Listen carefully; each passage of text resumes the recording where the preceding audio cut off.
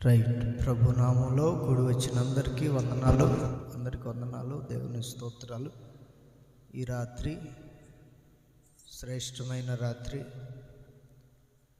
అన్ని రాత్రులు మనలలో మనం ఉంటాం. ఈ రాత్రి దేవుని సన్నిధిలో ఉండటానికి దేవుడు కృపనిచ్చారు. దేవునికి మహిమ కలుగును గాక. హల్లెలూయా. పిచ్చక్కని తన కుటుంబాన్ని దేవుడు జ్ఞాపకం చేసుకొని చేసిన మేలులన్నిటిని బట్టి బంధువులైన మీ అందరితోనూ, గ్రామస్తులైన మీ అందరితో కలిసి దేవుని నామాన్ని కనపరచినట్లుగా ఈ కుటుంబ పక్షాన దేవుడు చేసిన మేలులన్నిటిని బట్టి రెండు చేతులెత్తి దేవునికి స్తోత్రం చెబుదాం. స్తోత్రం, స్తోత్రం, స్తోత్రం, స్తోత్రం, స్తోత్రం, స్తోత్రం. రానున్న దినాల్లో మరి శ్రేష్టమైన ఈవుల చేత, దీవెనల చేత ప్రభు నింపి వీరి అవసరాలన్నీ తీర్చినట్లుగా స్తోత్రం చెబుదాం. స్తోత్రం, స్తోత్రం, స్తోత్రం, స్తోత్రం, స్తోత్రం, స్తోత్రం. యేసయ్యకు మహిమ కలుగును గాక. అందరూ బాగున్నారా? ఈ రాత్రి ఓ విలువైన మాట మీకు జ్ఞాపకం చేస్తాను. ప్రియమైన వారలారా, దేవుడు ఆయా సందర్భాల్లో అవసరాన్ని బట్టి, మనుషుల యొక్క మానసిక స్థితిగతులను బట్టి, మనుషుడు మనసులో ఒకటి ఉంటుంది, బయటికి ఒకటి చెప్తున్నటువంటి దినాల్లో కూడా దేవుడు తన ప్రజలను ఉద్దేశించి ఎవరు కూడా నశించిపోకూడదని, ఏ మనిషి తన జీవితంలో కీడు, చెడు, పాడు అన్న మాట వినపడకూడదని ప్రతి సందర్భంలో కూడా దేవుడు ప్రతి వ్యక్తిని పలకరిస్తూనే ఉన్నాడు, మాట్లాడుతూనే ఉన్నాడు, హెచ్చరిస్తూనే ఉన్నాడు. అయితే దేవుని బిడ్డలారా, మనిషి బుద్ధి ఏమిటో తెలియదు కానీ మనిషి మాత్రం తాను అనుకున్నది మాత్రమే చేస్తున్నాడు. ఆమేన్ చెప్పండి. తాను ఏమనుకుంటాడో అది మాత్రమే చేస్తున్నాడు కానీ దేవుని మాట కానీ, దేవుని ఆలోచన కానీ, దేవుని చిత్తం కానీ జరిగించకుండా తన ఆలోచన మాత్రమే నెరవేరుస్తూ వస్తున్నాడు. ఇప్పటికీ దేవుడు ఆదాము మొదలుకొని మన తరం వరకు, ఇప్పుడు కూడా మన తరం వరకు కూడా ఎన్ని తరాలను, ఎన్ని యుగాలను ఆయన చూస్తూ వచ్చాడంటే, ప్రతి యుగములో, ప్రతి తరములో కూడా దేవుని మాట వినని కొందరు జనులు కనపడుతూనే వస్తున్నారు ఆయనకి. అందుకనే ఆ తరములో చెప్పిన మాట ఈ తరానికి కూడా వర్తిస్తుంది. స్తోత్రం కలుగునుగాక. ఎందుకంటారా?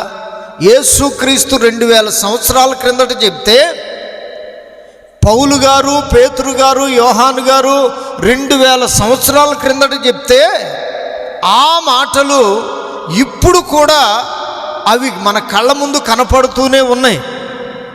అంతకు మునుపు క్రీస్తుకు పూర్వం కూడా దేవుడు మాట్లాడుతూనే వచ్చాడు, మాట్లాడుతూ ఉన్నాడు.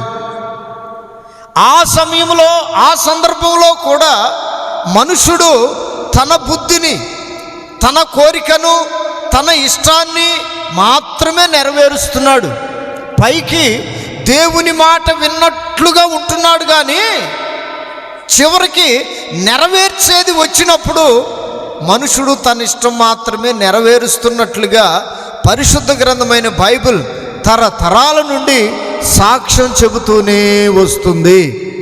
హల్లెలూయా, హల్లెలూయా. మీరు అట్లా మౌనంగా ఉండకండి. రేపు పొద్దున మనకు చాలా పని ఉంది. పొద్దున్నే ఆ పని అయిపోయిన తర్వాత నుంచి పెళ్ళి ఉంది మన ఊరిలో. దేవునికి స్తోత్రం కలుగునుగాక. చెప్పట్లా? హల్లెలూయా. ఇప్పటికే ఆయా ప్రాంతాల నుంచి దేవుని బిడ్డలు వచ్చారు. తండ్రి లేని ఆ పిల్లవాడికి మంచి కృపను అనుగ్రహించి జ్ఞానంతో నింపి దేవుడు మంచి కుటుంబాన్ని కట్టినట్లుగా ఆ యవనస్తులైన 20 బిడ్డల కొరకు ఒకసారి చేతులెత్తి బిగ్గరగా దేవునికి స్తోత్రం చెబుదాం. స్తోత్రం, స్తోత్రం, స్తోత్రం, స్తోత్రం, స్తోత్రం, స్తోత్రం, స్తోత్రం. అయితే ప్రియమైనటువంటి దేవుని బిడ్డలారా, ఈ మనుషుని యొక్క బుద్ధిని మార్చాలని, మనుషుని యొక్క ఆలోచనలు మార్చాలని తరతరాల నుండి, ఆది నుండి దేవుడు ప్రతి తరంలో ప్రయత్నం చేస్తూనే వస్తున్నాడు. అయితే మలాకి చివరి ప్రవక్త, పాత నిబంధనకి చివరి ప్రవక్త అయిన మలాకి కాలం వచ్చినప్పుడు కూడా మనిషి బుద్ధి మారట్లేదు. దేవునికి మహిమ కలుగునుగాక. మారట్లేదని యేసుక్రీస్తు అను పేరు మీద, యేసుక్రీస్తు అను నామములో దేవుడే లోకానికి దిగి వచ్చాడు. ఎంత ప్రేమిస్తున్నాడు నిన్ను నన్ను అంటే, ఎట్టి పరిస్థితిలో మనం నాశనం కాకూడదు, ఎట్టి పరిస్థితిలో మన ఇంట పాడు అనే మాట వినపడకూడదు, ఎట్టి పరిస్థితిలో మనము చెడు చేసే వారిగా ఉండకూడదని ఆయన ఈరోజు కూడా ప్రయత్నం చేస్తూనే ఉన్నాడు. స్తోత్రం కలుగునుగాక. మానవ బుద్ధి గుడ్డిదో చెడ్డదో తెలియట్లేదు, కానీ ప్రతి మనుషుడు కూడా ఆయన ఇష్టాన్ని మాత్రమే నెరవేరుస్తున్నారు. అయితే బైబిల్లో కొంతమంది పరిశుద్ధులు ఉన్నారు, వారు వారిష్టం కాకుండా దేవుని చిత్తాన్ని నెరవేర్చిన వారు. ఈరోజు కూడా వారి గురించి మనం చెప్పుకోవటానికి గల కారణం ఏమిటంటే, వారు వారిష్టాన్ని నెరవేర్చలేదు, వారి ఆలోచన నెరవేర్చలేదు, దేవుని చిత్తము నెరవేర్చిన పరిశుద్ధులు. హల్లెలూయా, హల్లెలూయా. వారిలో ప్రథమ ఫలముగా మన ప్రభువు అయినటువంటి యేసుక్రీస్తు సంపూర్ణముగా దేవుని చిత్తమును నెరవేర్చిన మహాదేవుడు. ఆయనను వెంబడిస్తున్న మనలో కూడా, ఆయనను ఎరిగి ఉన్న మనల్ని కూడా దేవుడు ఏమని ఆలోచిస్తున్నాడంటే, అదిగో ఆయన వలె మనం ఉండునట్లుగా, ఆయన వలె మన బ్రతుకులు ఉండునట్లుగా చెయ్యాలని ఆయన ఈరోజు కూడా ఆయన ఆలోచన మాత్రం మన మీద మానట్లేదు. స్తోత్రం కలుగునుగాక. చెప్పండి గట్టిగా హల్లెలూయా. నిజమే, యేసయ్యను వెంబడించిన వారిలో 12 మంది శిష్యులు, కొందరు సంఘ పెద్దలు, కొందరు విశ్వాసులు, దేవుని కొరకు ఆయన చిత్తమును నెరవేర్చిన దేవుని పిల్లలు నేటి వరకు కూడా వారి చరిత్ర పరిశుద్ధ గ్రంథమైన బైబిల్లో వ్రాయబడి ఉంది. వారి గురించినటువంటి సంగతులు అప్పుడప్పుడు మనం జ్ఞాపకం చేసుకుంటున్నాం. అయితే దేవుని బిడ్డలారా, మనకు కూడా దేవుడు ఒక అవకాశం ఇచ్చాడు. ఏమిటి అవకాశం అంటే, మనము ఇక్కడ యేసు ప్రభువుని నమ్మిన నాటి నుండి చనిపోయే వరకు దేవుని మాట వింటూ బ్రతికేమా, లేక మనుషుల మాటలు వింటూ బ్రతుకుతున్నామా, ఆచారాలు జరిగిస్తూ బ్రతుకుతున్నామా, లేక దేవుని కట్టడల ప్రకారం నడిచామా అనే సంగతిని ఒక రోజున పరిశుద్ధులందరి ముందు యేసయ్య ఒప్పుకోబోతున్నాడంట. హల్లెలూయా. చెప్పండి హల్లెలూయా, హల్లెలూయా. అది ఎప్పుడంటే, సర్వలోక నివాసులందరూ కూడా ఆయన సింహాసనం ఎదుట పోగు చేయబడినప్పుడు, వాళ్ళందరిలో కుడివైపున కొందరు, ఎడం వైపున కొందరు పోగు చేయబడినప్పుడు, కుడివైపునున్న వారిని చూసి అంటాడట, ఆమేన్ చెప్దాం, ఆమేన్. కుడివైపునున్న వారిని చూసి అంటాడట, అక్కడ ఒప్పుకుంటాడట. దేవుడే మనల్ని గురించి అక్కడ ఒప్పుకుంటాడు. ఏమనంటే, నా తండ్రి చేత ఆశీర్వదించబడిన వారలారా, లోపలికి రమ్ము, మీరు లోకము పుట్టినది మొదలుకొని. ఓహో, మీరు ఆది కాండం చదివారా? నేను మత్తయి సువార్తలో ఉండా. లోకము పుట్టినది మొదలుకొని మీ కొరకు సిద్ధపరచబడిన తండ్రి రాజ్యములోనికి ప్రవేశించండి. హల్లెలూయా. ఎప్పుడు పుట్టినది మొదలుకొని మనం దేవుని చేత నిర్ణయించబడిన వాళ్ళు?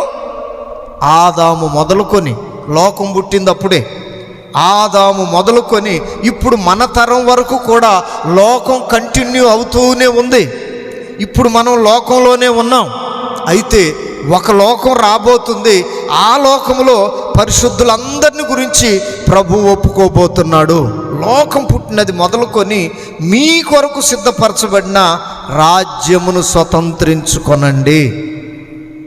ఎవరి గురించి ఈ మాటలు ఆయన చెప్తున్నాడంటే ఆయన మాట విన్నవారి గురించి. ఒకసారి మలాకీ గ్రంథం తీయండి, మీకు మాట చూపిస్తాను.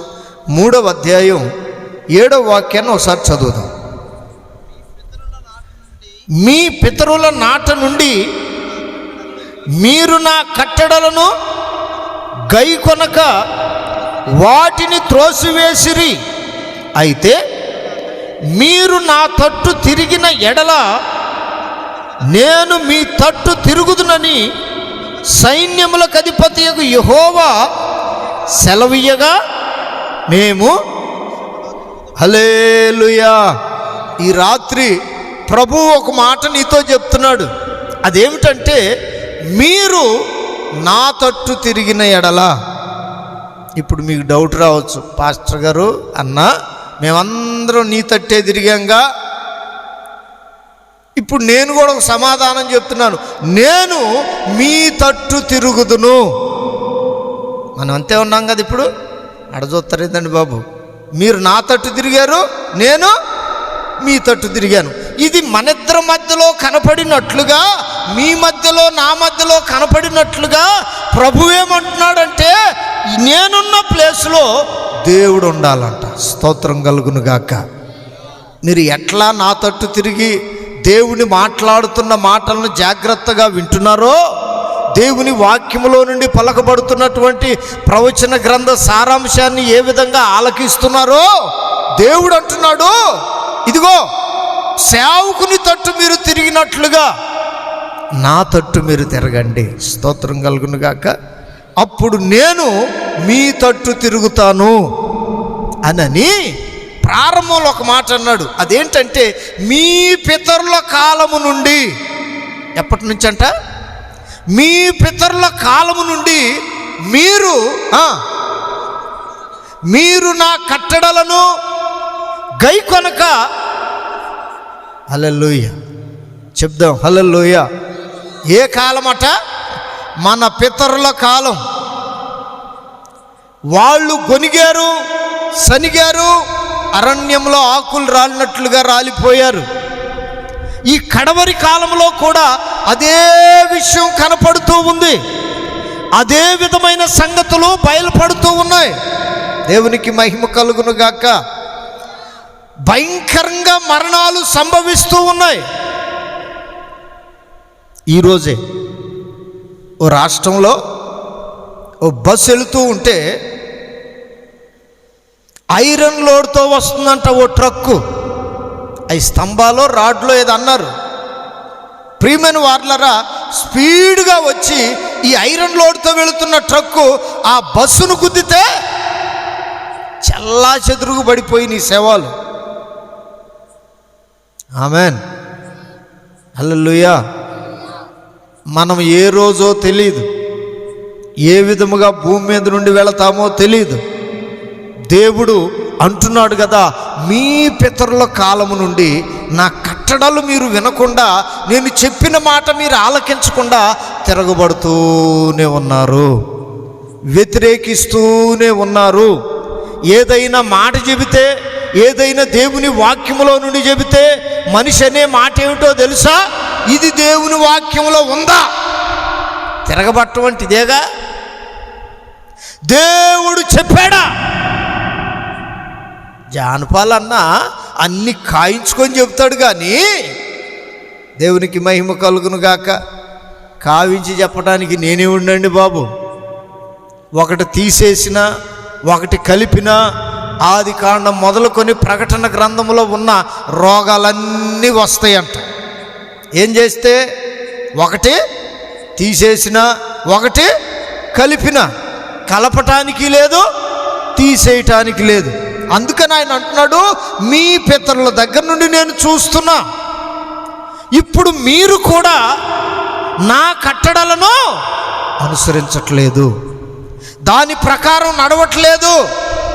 ఎవడైనా నా కట్టడలు అనుసరించేవాడు ఉంటే, నా యొక్క నిబంధన పాటించేవాడుంటే, వాడి బుద్ధి కానీ వాని లక్షణం కానీ ఎట్లా ఉంటుందంటే, వాడెప్పుడు కూడా నా తట్టే తిరిగి ఉంటాడు. కొట్టు గట్టిగా చెప్పు.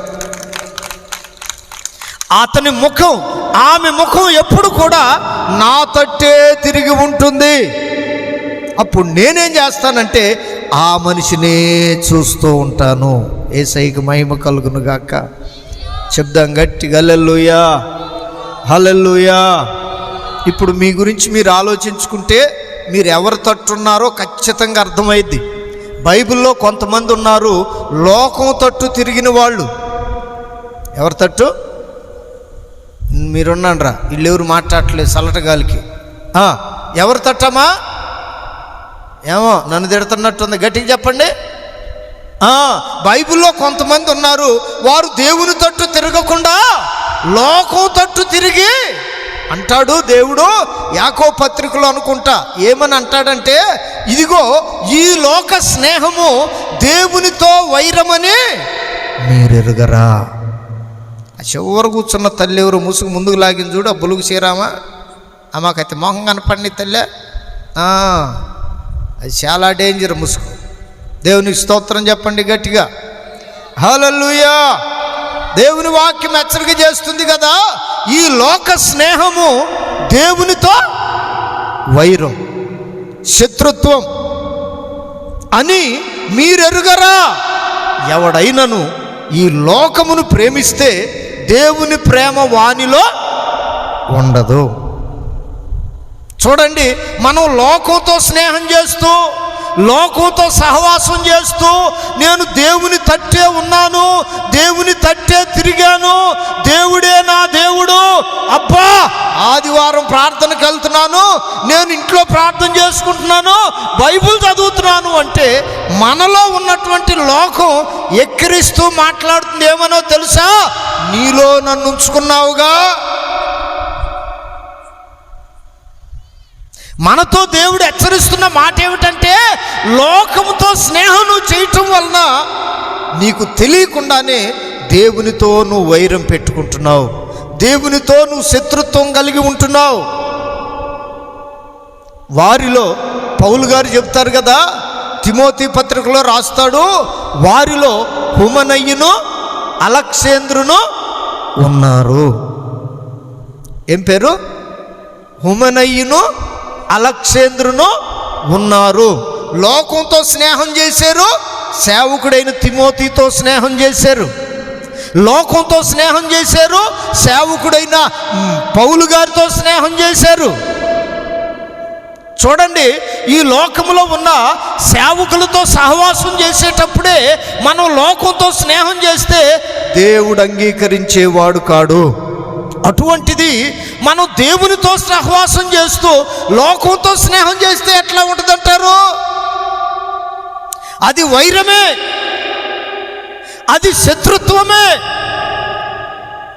కనుక ఈ రాత్రికాల సమయంలో ప్రభు అంటున్నాడు కదా, మీ పితరుల దగ్గర నుండి నేను చూస్తూ ఉన్నాను, మీరు కూడా నా కట్టడలను గైకోవట్లేదు. ఇప్పుడు మీరేం చేయాలంటే నా తట్టు తిరిగే టైం వచ్చింది. స్తోత్రం కలుగును గాక. చెప్పండి గట్టిగా హల్లెలూయా. ఎప్పుడు ఎస్తేరు అంగీకరించబడిందంటే, రాజైన అహష్వేరోసు ఎస్తేరు వైపు తన రాజదండాన్ని చాచి ఆమె వైపు చూసినప్పుడు ఎస్తేరు అంగీకరించబడింది, రాణిగా రాజ్యంలో ప్రవేశించింది.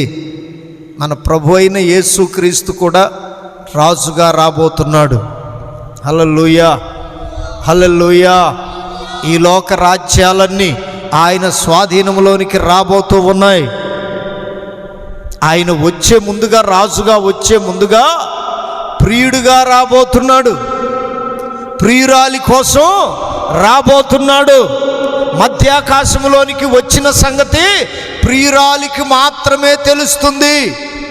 పవిత్రురాలైన కన్యకకు మాత్రమే తెలుస్తుంది. ప్రియుడైన యేసయ్య మధ్యాకాశంలోనికి వచ్చిన సంగతి ప్రియురాలైన పవిత్రురాలైన కన్యకకు మాత్రమే తెలుస్తుంది. ఆయన వచ్చిన శబ్దం, ఆయన ఊదిన బోర శబ్దం పవిత్రురాలైన కన్యకకు మాత్రమే వినపడుతుందట. స్తోత్రం కలుగునుగాక. చెప్పండి గట్టిగా హల్లెలూయా. నాకెంత ఉంది అంత ఉంది, నేనింత పొడుగు అంత పొడుగు అని ఒకవేళ మనం ఆలోచిస్తుంటే, అటువంటి వాటి మీదే దృష్టి ఉంచితే దేవుని వాక్యం చెప్తుంది కదా, ఇటువంటి వారందరూ ధనవంతులు పరలోక రాజ్యములోనికి అసలు ప్రవేశమే లేదు. దేవునికి మహిమ కలుగునుగాక. చెప్దాం గట్టిగా హల్లెలూయా. అందుకని ఓ సూచన, ఓ విలువైన సంగతి ఈ రాత్రి ప్రభు మనతో మాట్లాడుతున్నారు. మనం గనక ఆయన తట్టు తిరిగితే, అదిగో ఆయన మధ్యాకాశంలోనికి వచ్చిన సంగతి అంట.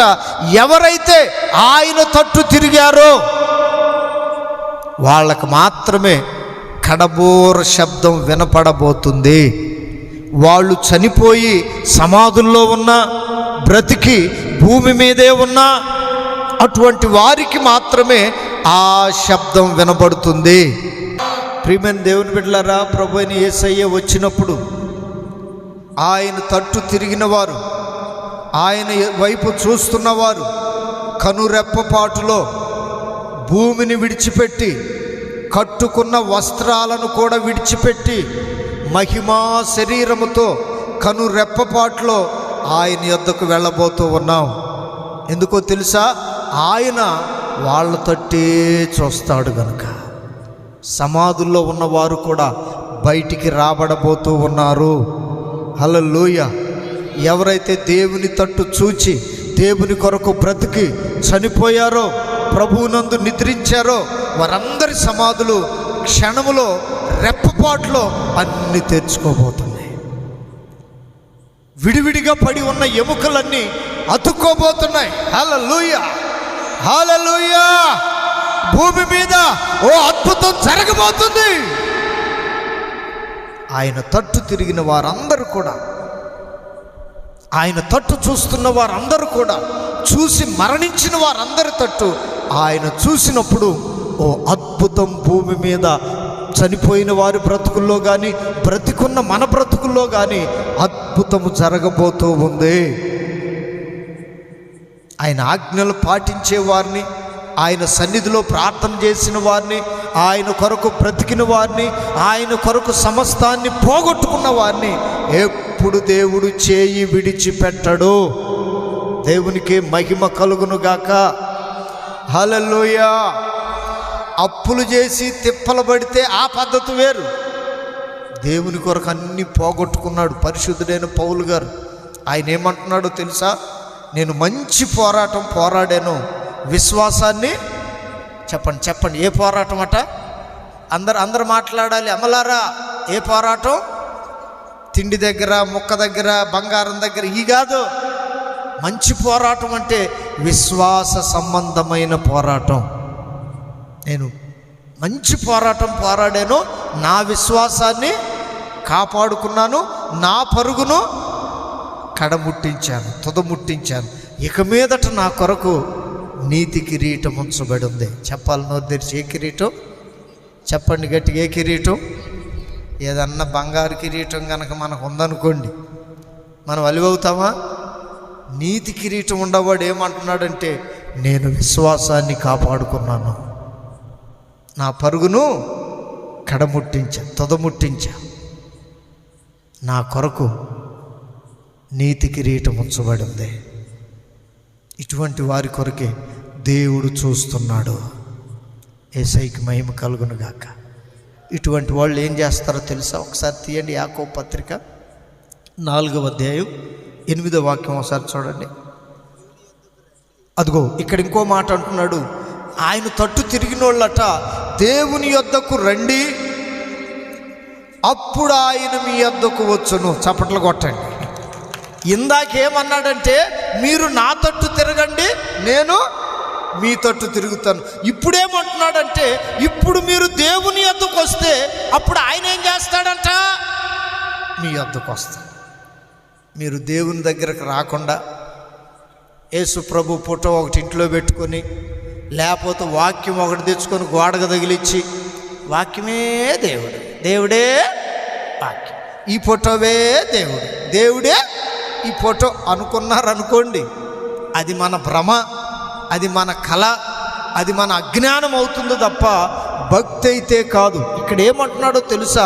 మీరు దేవుని యొద్దకు రండి, అప్పుడు ఆయన మీ యొద్దకు వచ్చును. ఎందుకు వస్తాడు ఆయన? ఇప్పుడు చదవండి ఆ కింద లైను. పాపులారా, మీ చేతులను శుభ్రము చేసుకొనండి. ద్విమనస్కులారా, మీ హృదయములను పరిశుద్ధపరచుకొనండి. వ్యాకులపడుడి, దుఃఖపడుడి, ఏడువుడి. మీ నవ్వు దుఃఖమునకును, మీ ఆనందము చింతకును. హల్లెలూయా చెప్పాలి, చెప్పాలి హల్లెలూయా. దేవుని యొద్దకు మనం ఎందుకు రావాలంటే, మన పాపము నుండి, అక్కడ అంటున్నాడు పాపులారా మీ చేతులను ఇటు చూడాలి నన్ను మీరు. ఎవరంట వీళ్ళు? పాపులారా మీ చేతులను శుభ్రం చేసుకోండి. ఆయన తట్టు తిరిగితేనేమో ఆయన మన తట్టు చూస్తుంటాడు. ఆయన యొద్దకు వస్తేనేమో ఆయన మనతో కలిసి మన ఇంటికి కూడా వస్తాడు. అప్పుడు ఏమవుతుందంటే, అంతకు ముందట మనకి దేవుడు రాకమునుపు, మనం దేవుని యొద్దకు వెళ్ళక మునుపు 2 మనసులు ఉంటాయంట. ఇది చూడండి, ఎన్ని మనసులు? చంద్రబాబు గుర్తు అనుకునేరు, ఇది కాదు నేను చెప్పేది. 2 మనసులు. ఆమేన్ హల్లెలూయా. ద్విమనస్కులారా, మీ హృదయములను పరిశుద్ధపరచుకోండి. 2 మనసులున్న వారులారా, మీ హృదయం చెడిపోవటానికి గల కారణం ఏమిటంటే, 2 మనసులతో మీరు ఆలోచిస్తున్నారు. ఒకసారేమో దేవుడు అద్భుతం చేస్తాడంటారు, ఇంకొకసారేమో దేవుడు ఏం చేసాడులే అంటారు. ఒకసారేమో దేవుడు అందరికంటే నన్ను గొప్పగా దీవించాడంటారు, ఒకసారేమో నా పొలం కూడా సరిగా పండలేదంటారు. దేవునికి మహిమ కలుగును గాక. ఇందాక మధ్యాహ్న కాల సమయంలో ఓ సహోదరి ఫోన్ చేసింది. ఆమె మన మందిరానికే వచ్చింది. ఆమె కోసం ఉపవాసం ఉండి ప్రార్థన చేస్తున్నాం. వాళ్ళ ఇంట్లో ఉపవాసం ఉండి ప్రార్థన చేసాం. మేము మందిరంలో రోజు ప్రార్థన చేస్తున్నాం. హల్లెలూయా హల్లెలూయా. నిన్న మంగళవారం, ఈరోజే పగలు ఆమె కోసం ప్రత్యేకంగా సేవకులు ఉపవాసం పెట్టాలనుకున్నా నేను.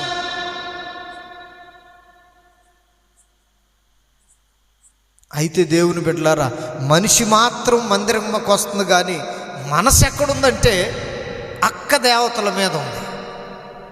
చెప్పండి, ఏ దేవతలు తెలుసా వాళ్ళు మీకు? అక్క దేవతలు అంటారంట. మరి ఎవరు?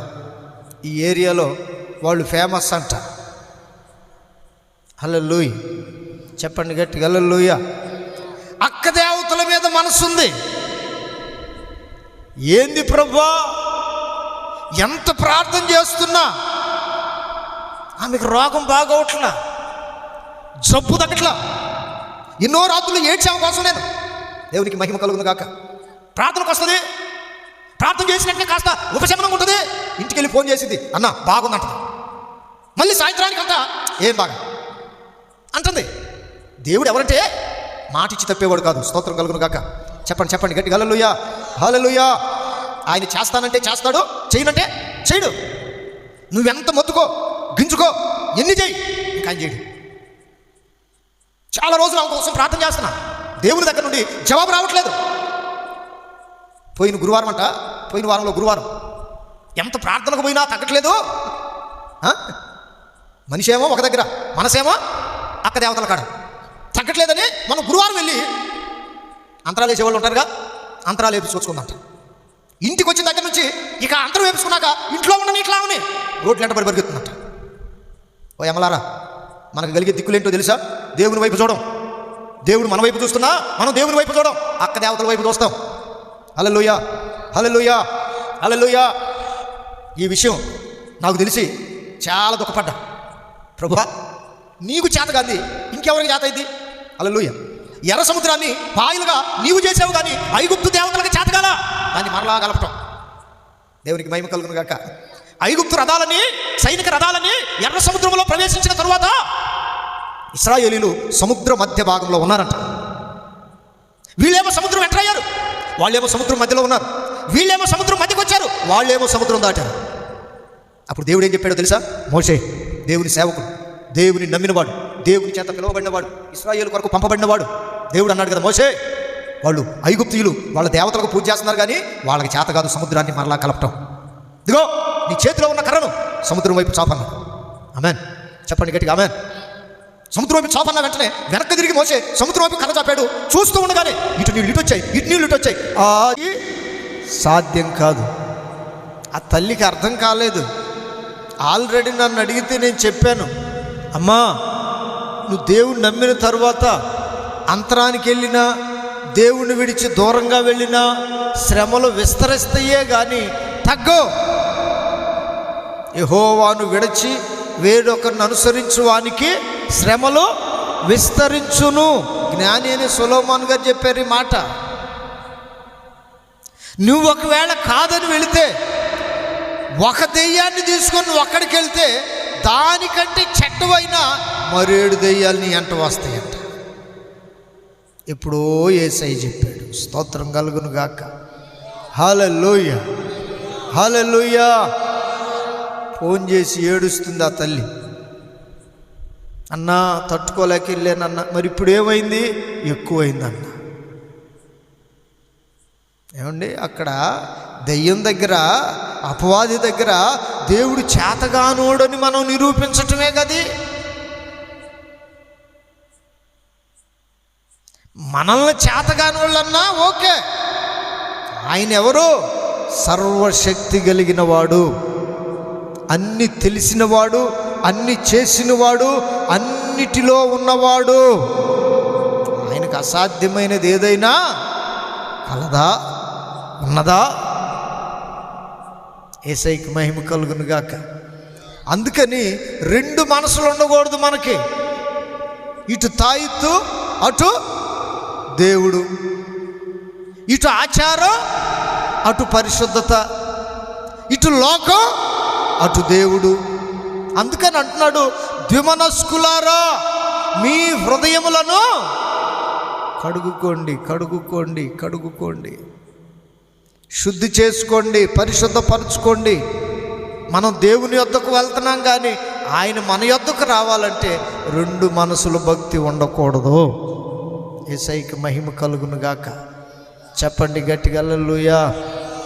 ఒకప్పుడు దేవుణ్ణి ఎరగక మునుపు రెండు మనసులుంటే దేవుడు ఏం చేశాడు తెలుసా? ఆ రెండు మనసులను కుదించి ఒక మనసు చేసి దాన్ని మారు మనసుగా మార్చాడు. ఆమేన్ చెప్పండి, ఆమేన్. మారు మనసుకి ఎక్కువ బలం ఉంది. ఎందుకంటే రెండు మనసుల వాళ్ళని ఒక మనసుగా చేశాడు కనుక. అందుకే బైబిల్లో ఒక మాట ఉంది, ముప్పేట తాడట తెగదంట. బలమైందిగా అయిపోయింది ఇప్పుడు మన మనసు. శ్రమను తట్టుకుంటుంది, ఓర్పును తట్టుకుంటుంది, ఏమంటే బాధను తట్టుకుంటుంది. కరువైన, వస్త్రహీనతైన, ఉపద్రవమైన క్రీస్తు ప్రేమ నుండి మనల్ని ఎడబాపున. కొట్టుగట్టిగా చప్పట్లు. అది ఎటువంటి పరిస్థితి అయినా క్రీస్తు ప్రేమ నుండి మనల్ని ఎడబాపున. ఎడబాపలేవు. నిజంగా నువ్వు మారు మనసు పొందితే, ఏక మనసు కలిగి ఉంటే, ఒకే మనసుతో ఉంటే, నీకంటే బలవంతురాలు, నీకంటే బలవంతుడు భక్తిలో ఇంకొకరు కనపడరు. యేసయ్యను కూడా శోధించటానికి వచ్చి మరే కాసులో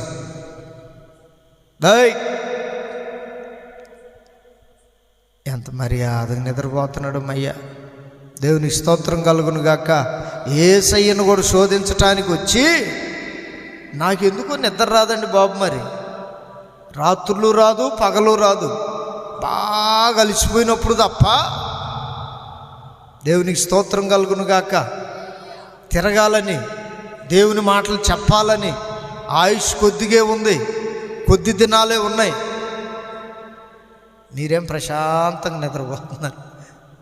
దేవునికి మహిమ కలుగును గాక.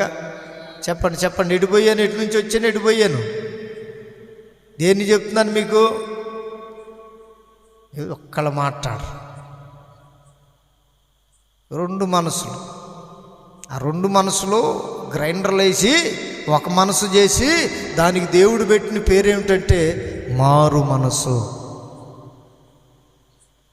ద్విమనస్కులారా, మీ హృదయాలను కడుక్కోండి, హృదయాలు చెడిపోయి ఉన్నాయి. ఇంకొకళ్ళు ఏంది, పాపులారా మీ చేతులు కడుగుకోండి, మీ చేతులు రక్తం వలన ఎర్రగా అని దావీదుతో చెప్తాడు దేవుడు. ప్రభువా, నీ మహిమ కొరకు నేను మందిరాన్ని కట్టిస్తానంటే దావీదుతో ఏమన్నాడంటే దేవుడు, నీ చేతులు రక్తం వలన ఎర్రబడ్డాయి, అటువంటి పాపులు నా మందిరాన్ని కట్టించటానికి వీల్లేదు. నీ నడుములో నుండి వస్తాడు కొడుకు, ఆయన కాలంలో నేను దేశాన్ని అంతా సమాధానంగా ఉంచుతా, యుద్ధాలు లేకుండా చేస్తా, రక్తముతో చేతులు తడవకుండా చేస్తా. నీ కొడుకు నా మహిమ కొరకు ఓ మందిరాన్ని కడతాడు. స్తోత్రం కలుగును గాక. మనమేమో పాపముతో ఎర్రబడిని చేతులెత్తి ప్రార్థన చేస్తుంటాం. అందుకే మన ప్రార్థన కానీ మన కార్యాలు కానీ జరగట్లేదు. ద్విమనస్కు కలిగి, రెండు మనసులు కలిగి మనం ప్రార్థన చేయటం వలన మన హృదయం స్పందన కూడా దేవుడు వినట్లేదు. చూడండి, విరిగి నలిగిన హృదయం కలిగినటువంటి హన్న దేవుని మందిరానికి వచ్చి హృదయాన్నట నీళ్ల వలె కుమ్మరించిందట. వెంటనే పరలోకమందున్న దేవుడు హన్నా తట్టు తిరిగాడు. కొట్టుగట్టిగా చప్పట్లు. ఆమె ఇంటికెళ్ళి తన భర్తను కూడగానే ఆమె గర్భవతి అయిందని వ్రాయబడి ఉంది బైబిల్లో. దేవునికి మహిమ కలుగును గాక. దుఃఖం, నిట్టూర్పు, వేదన అన్నీ తొలగిపోయి సంతోషం ఆమె గుండె నిండా నిండింది. దేవుని బిడ్డలారా, దేవుని మందిరానికి వస్తున్న మనం, దేవుని సన్నిధికి వస్తున్న మనం హన్నా వలె హృదయాన్ని నీళ్ల వలె కుమ్మరించే వాళ్ళుగా ఉండాలి, కానీ రెండు మనసులు కలిగి మనం బ్రతకకూడదు. ఆ విధమైన ఆలోచనతో మనం ఉండకూడదు. అందుకని లోకాన్ని స్నేహించిన వారు లోకంలోనే కలిసిపోయారు. రేపు యేసయ్య వచ్చినప్పుడు వాళ్ళు పాతిపెట్టబడిన, కాల్చివేయబడిన భూమిలో నుండి వాళ్ళు పైకి రారు. సముద్రం మింగివేసిన అక్కడ కూడా సముద్రం కూడా వారిని అప్పగించదు. అందుకని దేవుని బిడ్డలారా, దేవుని వాక్యం హెచ్చరిక చేస్తుంది, ఇదిగో మీరు దేవుని తట్టు తిరగండి, ఆయన మీ తట్టు తిరుగుతాడు. మీరు దేవుని యొద్దకు రండి, ఆయన మీ యొద్దకు వస్తాడు. వచ్చినప్పుడు పాపం కలిగి చేతులు ఎర్రగా చేసుకొని ఆ చేతులు కలిగి మనం ప్రభు కార్యాలు చేస్తూ ఉంటే అది ఎంత మాత్రం న్యాయమైనటువంటి పద్ధతి కాదు అని చెప్తున్నాడు ఆయన. రెండు మనసులు కలిగి అటు లోకంలో, ఇటు దేవునిలో, అటు తాయిత దగ్గర, ఇటు యేసు రక్తం దగ్గర, ఇట్లా రెండు రకాలుగా మనం ఉంటే, ప్రియమైన వారులారా, ద్విమనస్కులం అయి ఉంటే మన యొక్క హృదయాలు చెడిపోతాయి అని దేవుని వాక్యం చెప్తుంది. నీవు ఉంటే అటైనా ఉండు, ఇటైనా ఉండు, వేడిగానన్నా ఉండు, చల్లగానన్నా ఉండు. నులివెచ్చని స్థితిలో అసలు క్రైస్తవులమే కాదట్టుంటే ఉంటే లోకంలో ఉండు, లేదా దేవుళ్ళో ఉంటే ప్రార్థన చేయి, లేదా పూజలు చేసుకో. ఏడికంటే ఆడికి వెళ్ళొచ్చు, అవి చేసుకుంటే ఏదంటే చేయొచ్చు, వెచ్చలవిడిగా బ్రతకొచ్చు. కానీ దేవునిలోకి వచ్చిన తర్వాత ఒక మనసుగా మారిపోద్ది. హల్లెలూయా, హల్లెలూయా. ఏక మనసు, మారు మనసు, దైవ మనసు కలిగి మనం బ్రతికే బిడ్డలుగా ఉందుముగాక. యేసయ్యకు మహిమ కలుగునుగాక. రేపు పొద్దున 7 గంటలలోపు ట్రాక్టర్ వస్తుంది. దేవుని పిల్లలు ఎక్కడున్నారు, కొంతమంది కట్టలేరినోళ్ళు ఆ 7 గంటలకల్లా ట్రాక్టర్కి వస్తే 10 గంటలకల్లా అయిపోద్ది. మీరేదో పెళ్ళి ఉందని చెప్పారు, నేను కాదన్న, కానీ ఆ ట్రాక్టర్ కొద్దిగా ఏదో ఇబ్బంది రాలేదు, అందుకని రేపు పొద్దున్నే 6 గంటలకల్లా వస్తుందని చెప్పారు. మీరు అందరూ కూడా ఎక్కువ మంది వస్తే ఇంకా తొందరగా అయిపోద్ది, ఇక్కడే దగ్గరే కాబట్టి మీ అందరికీ ప్రభు పేరట తెలియపరుస్తున్నాను. రేపు ఆదివారం మందిరంలో వంట చేయటానికి కూడా కట్టలేవు. దేవునికి స్తోత్రం కలుగునుగాక.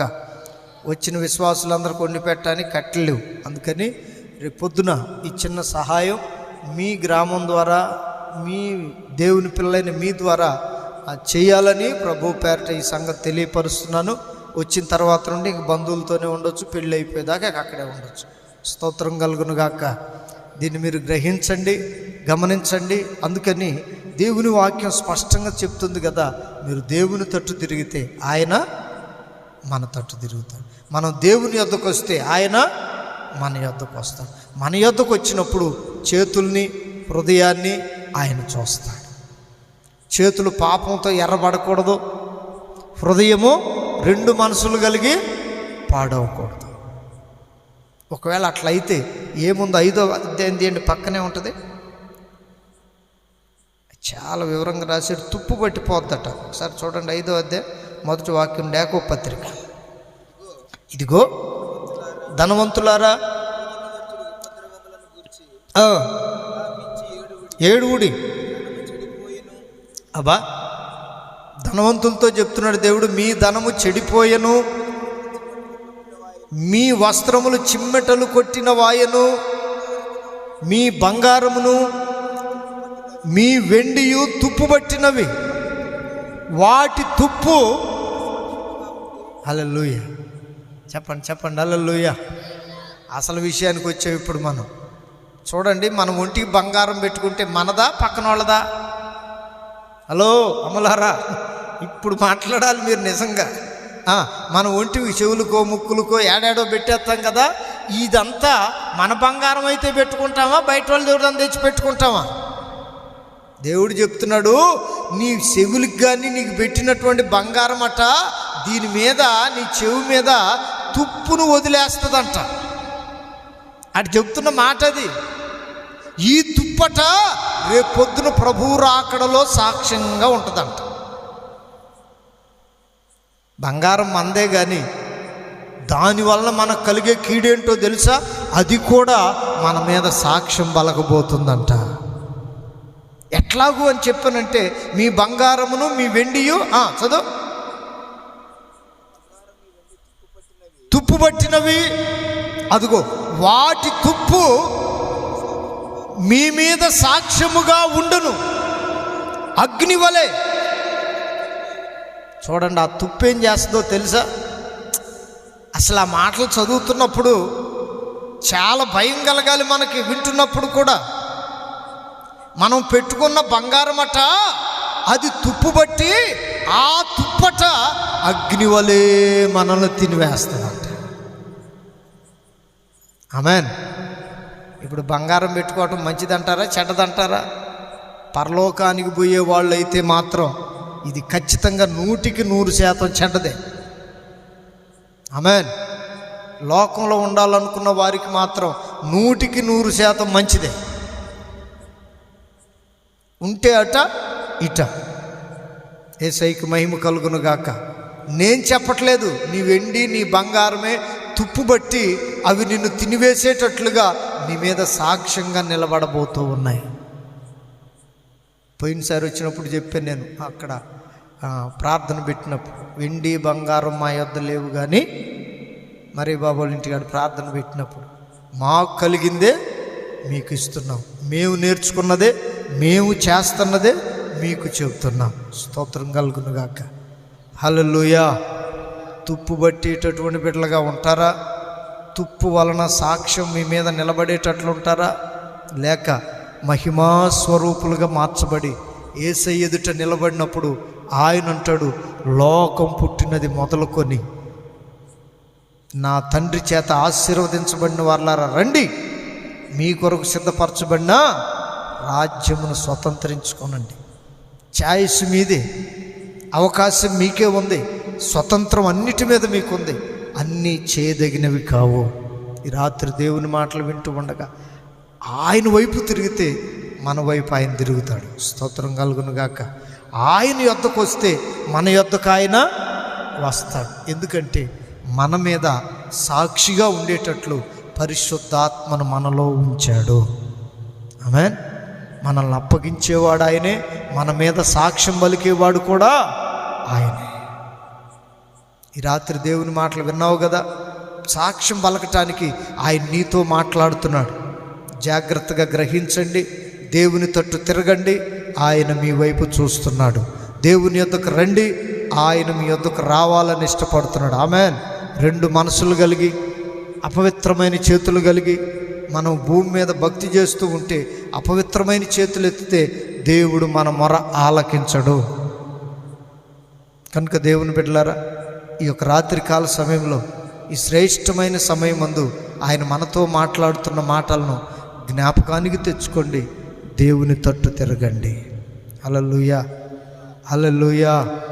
దేవుని యొద్దకు రండి. హల్లెలూయా. ఆయన మీ తట్టు తిరుగుతాడు. ఆయన మీ యొద్దకు వచ్చే దేవుడై ఉన్నాడు. మలాకీ గ్రంథంలో ఓ విధంగా దేవుడు చెప్తే, యాకోబు పత్రికలో మరో రకంగా దేవుడు వ్రాయించాడు. ఏదైనా మన మేలు కోరే, మన క్షేమం కోరే, మనం ఆయన తట్టు ఉండాలని, ఆయన యొద్దకు రావాలని ఇష్టపడుతున్న దేవుడు ఈ రాత్రి నీతో మాట్లాడుతున్నాడు. అట్టి కృప, అట్టి జ్ఞానం, అట్టి అభిషేకం, అట్టి సిద్ధపాటు పరిశుద్ధాత్మ దేవుడు మనందరికి అనుగ్రహించునుగాక. అందరూ ఒకసారి నిలువు మోకాళ్ళ మీద కొద్దాం. నిలువు మోకాళ్ళు వేయలేనోళ్ళు లేచి నిలబడండి. ఒక్క 2 నిమిషాలు ప్రభు సన్నిధిలో ప్రార్థన చేసుకుందాం. ఆయన తప్ప